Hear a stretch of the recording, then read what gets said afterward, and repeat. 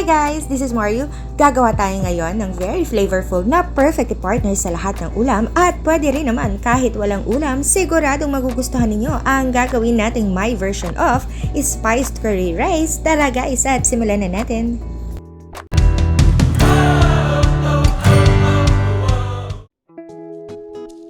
Okay guys, nagpainit na tayo ng oil at ilagay na natin yung garlic.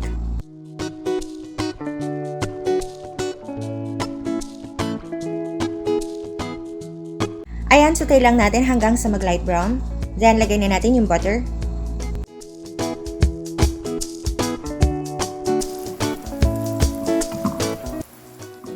Okay guys, in a high heat, lagay na natin yung rice. Ito yung rice na na-ref na tinatawag nating bahaw. Mas okay kasi guys kung malamig na rice yung gagawin natin fried rice, mas maganda yung texture niya. Pero kung wala naman kayong available na malamig na rice, okay lang din naman yung bagong saing. Wala namang choice. Okay, so lagay na natin yung curry powder. Then the paprika. Turmeric powder. Chicken powder, salt, ground pepper, oyster sauce, just a little vinegar. Okay, mix lang natin hanggang sa mag-well combine lahat ng ingredients.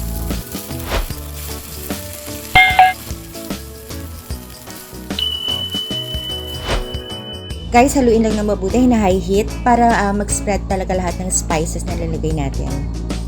At lutong-luto talaga yung ating rice. Ayan, so finally, ang ating onion leeks. Pwede rin naman guys, onion rings. Nabubulo na tayo. Pwede rin naman onion rings kung wala kayong available na onion leeks. Okay guys, so ilang segundo na lang. Nahahaluin natin ito. Nabubulo talaga ako. At ready na ang ating spiced curry rice. Ayan guys, ready na ang ating spiced curry rice. Guys, just click thumbs up or like kung nagustuhan niyo po ating recipe. And don't forget to click subscribe and tap the bell para ma-notify kayo sa mga susunod nating uploads. At para sa tamang sukat na ating recipe, check niyo lamang po ang description box below this video. Again, this is Mario. Thank you for watching.